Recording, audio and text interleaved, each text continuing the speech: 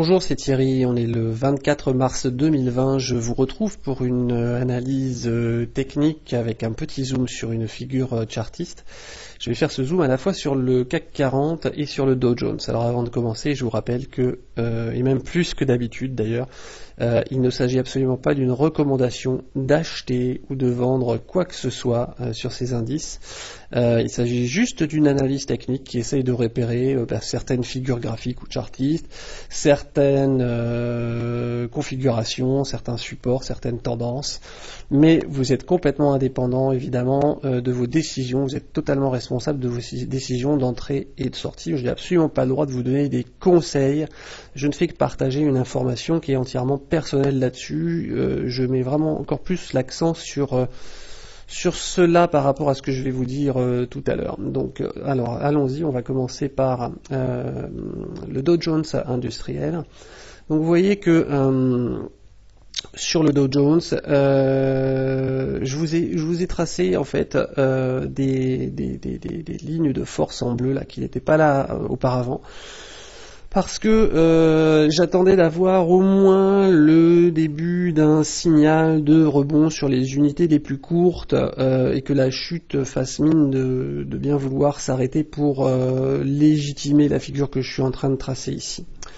Alors la figure que je suis en train de tracer ici, vous voyez sur l'unité mensuelle, sa partie gauche elle va jusqu'ici, elle va jusqu'au cours aujourd'hui, hein, et donc ça s'appelle un porte-voix, c'est-à-dire que vous voyez que nous faisons, en fait, nous oscillons avec des plus hauts de plus en plus hauts et des plus bas de plus en plus bas. Et nous avons un porte-voix, vous le verrez, il apparaît également en fait clairement sur le CAC 40 aujourd'hui. Donc le porte-voix c'est une figure très dangereuse pour beaucoup de traders, étant donné qu'en général quand on dépasse un plus haut, ça fixe une tendance et que là au contraire la tendance elle va s'élargissant des deux côtés et ça désarçonne beaucoup de monde. Et donc je veux vraiment mettre l'accent là-dessus parce que j'ai vu personne en parler, en fait je pense, de ce porte-voix, et pour moi il est absolument monstrueux là depuis début 2018. Vous voyez qu'ici à la fin de cette vague haussière, on est allé chercher un plus bas, un nouveau plus haut qui a un peu dépassé les précédents plus hauts, un nouveau plus bas, un nouveau plus haut, un nouveau plus bas, et on est ici. Ici, vous voyez, j'avais mis une zone horizontale verte ici vers 18 000 qui correspond à la résistance précédente horizontale sur laquelle on se heurtait en 2015. On a flirté avec à 100 points près, donc pour moi on l'a touché, on est vraiment venu la toucher. Et d'après les futurs ce matin, eh bien, on serait déjà autour des 19 000, voire un peu plus sur le Dow Jones Futures, donc il est possible qu'on assiste à un rebond, d'autant que si vous regardez où se trouve la bande de Bollinger inférieure en unité mensuelle, vous voyez qu'on est bien au-dessus. Alors pourquoi est-ce que je vous parle de ce porte-voix? Parce que si on a atteint la plus grosse amplitude possible là et qu'on commence à rebondir avec le coronavirus, ce que je commence à surveiller, et encore une fois, je ne suis pas en train de vous donner des conseils d'achat ou de vous dire que ce support va tenir. Je vous dis simplement ce que je suis en train de surveiller moi et mes décisions de trading. Elles me regardent, et je vais même pas vous les partager parce que ça serait déjà vous influencer. Je surveille la formation de la deuxième moitié de ce porte-voix dans l'autre sens, et j'essaie de regarder si on est en train de constituer ou pas un diamant. Un diamant, ça voudrait dire que sur l'autre moitié de ce porte-voix, on est en train de on va continuer, les cours vont continuer de faire de l'oscillation entre cette fois-ci le support bleu ascendant et la résistance baissière descendante ici. Donc des oscillations de plus en plus faibles, mais il faut quand même qu'on ait un ou deux rebonds de l'autre côté. Et donc on n'exclut pas à ce moment-là la possibilité, au moment où tout le monde est en train de parler de la fin du monde, eh bien on n'exclut pas la possibilité d'un rebond et d'un rebond violent des cours allant à terme toucher au moins une fois la résistance baissière qui se trouve ici. Alors pourquoi est-ce que je considère que c'est pas impossible? C'est pas impossible parce que en particulier sur le CAC, vous voyez, sur la dernière vidéo que j'ai postée, j'ai eu un ou deux commentaires me disant qu'on allait forcément aller chercher les 2900, voire certains qui s'étonnaient qu'on n'y était pas encore. Et je vous rappelle que quand on était sur le CAC au-delà de 6100, tout le monde disait qu'on ne pouvait que monter plus haut. La croyance, c'était que les banques centrales allaient sauver toutes les crises en imprimant, et que donc on n'avait plus du tout de volatilité. On avait des politiques monétaires depuis des années qui écrasaient systématiquement la volatilité, qui empêchaient toute correction importante des cours. dès qu'on avait une correction importante des cours, on rachetait les creux.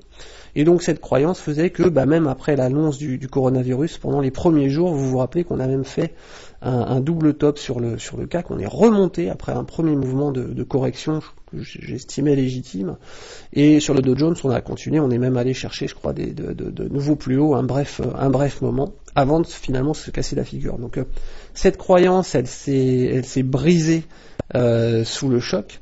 Et aujourd'hui, j'ai quand même l'impression qu'en termes de psychologie des marchés, on est dans la croyance inverse où, voilà, le monde ne sera plus jamais comme avant peut-être, mais enfin les marchés sont brisés, les banques centrales ont perdu tout pouvoir de soutenir les cours, et on va chuter. Les récessions différentes précédentes nous ont fait perdre 50% sur les plus hauts, donc on devrait y aller. Bon, on va peut-être y aller, mais en tout cas, est-ce qu'on va y aller en ligne droite? Je ne sais pas. Est-ce que ça va prendre la forme d'un diamant avant qu'on se casse la figure et qu'on sorte du diamant par le bas? Écoutez, c'est possible parce qu'il y a quand même beaucoup de banques centrales qui ont annoncé beaucoup de plans de relance, alors pas de façon cohérente, de façon simultanée, de façon concertée, mais elles l'ont quand même fait, bien après un premier mouvement d'élimination, vous voyez, qui est dû aussi à des appels de marge de différents fonds, à des ventes complètement paniques et tout, à un moment peut-être que on va finalement toucher le fond, ne serait-ce qu'un fond de court terme,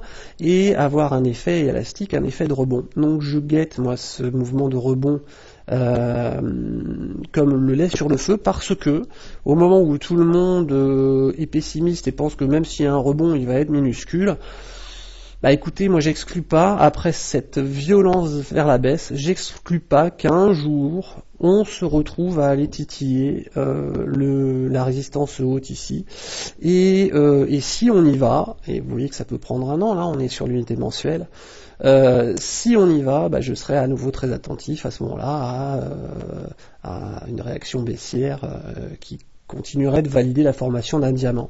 Voilà. En tout cas, je fais très attention. J'ai l'impression qu'il est possible ici qu'on ait fait un bottom, comment dirais-je, qu'on ait touché un support au moins de court terme. Parce que quand je regarde les unités plus courtes comme l'unité hebdomadaire, vous voyez que vraiment on est sorti tellement loin de la Bollinger sans période ici. La puissance cycle au niveau du cycle court est vraiment en zone de survente. La MACD est allée très très loin vers le bas.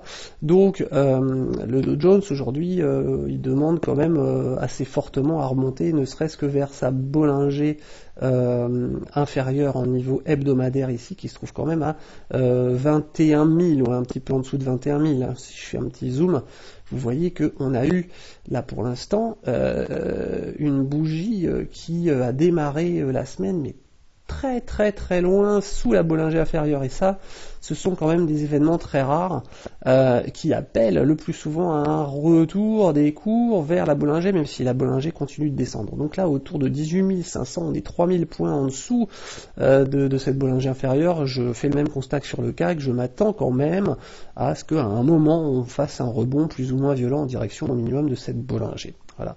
Vous voyez qu'au niveau daily d'ailleurs, on a commencé à faire une remontée haussière, et maintenant je vais passer sur le CAC pour vous montrer qu'en daily on a un signal encore plus fort au niveau d'un quasi croisement de la MACD. Donc laissez-moi vous montrer rapidement sur le CAC également.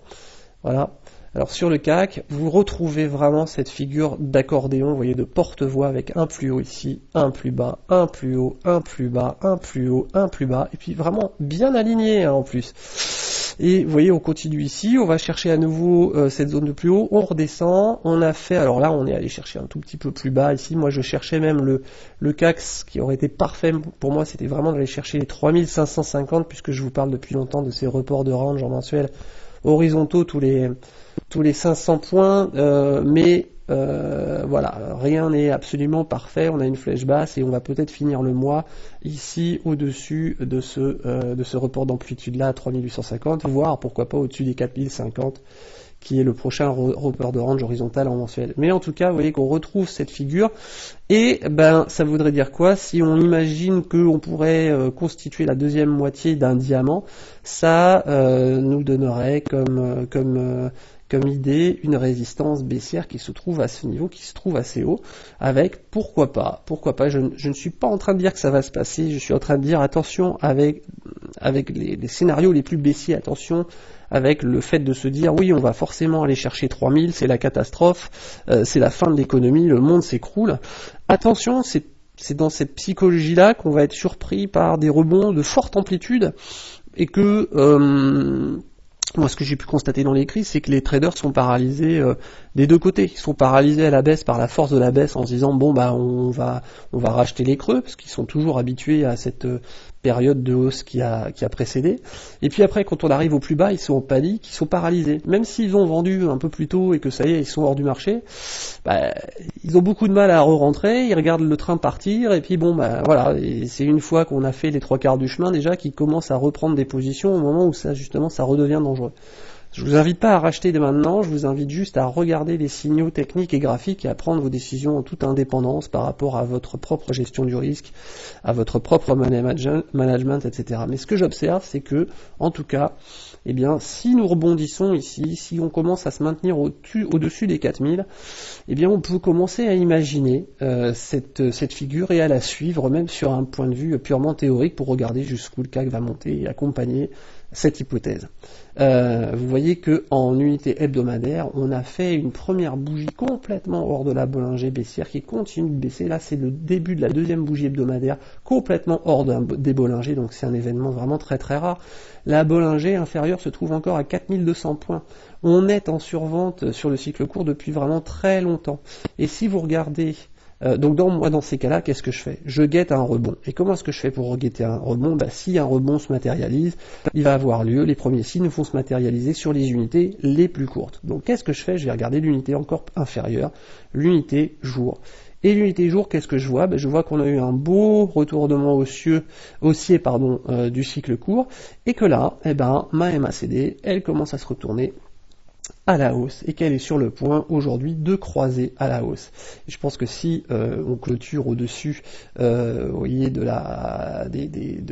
pivot S3 mensuel, vous vous rendez compte, on avait enfoncé le S3 mensuel en 8 jours, ce qui est quand même aussi très très rare, ce qui vous donne une idée de la force, de la violence du mouvement qu'on a subi.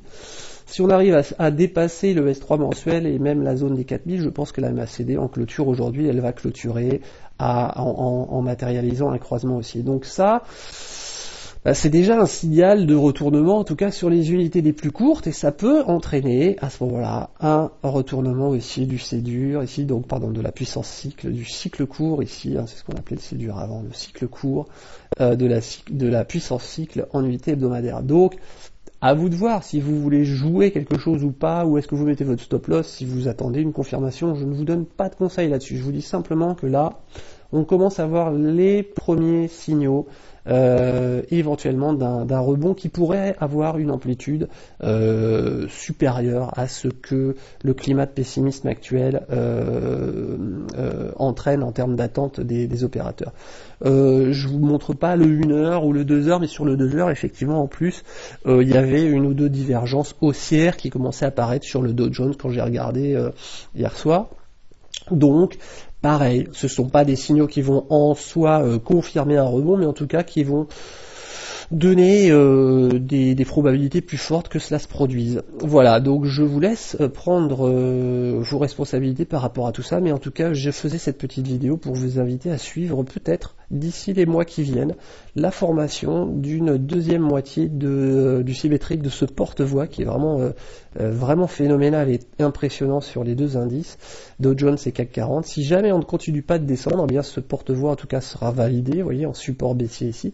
Et si en plus maintenant on commence à avoir une volatilité qui se réduit, c'est-à-dire que les cours ne convergent à l'intérieur du support bleu qu'on voit ici et puis de la résistance bleue qu'on a ici, eh bien il faudra être attentif à la formation éventuellement d'un diamant dont la probabilité de sortie sur vraiment le long terme sera à ce moment-là baissière, étant donné que ce serait un diamant qui se constituerait suite à la hausse, vous voyez, du CAC 40 depuis une zone inférieure aux 3000. Voilà, désolé, l'arrêt de la vidéo était un petit peu long, mais je voulais vous expliquer tout ça dans les détails. Très bonne journée, très bon trade.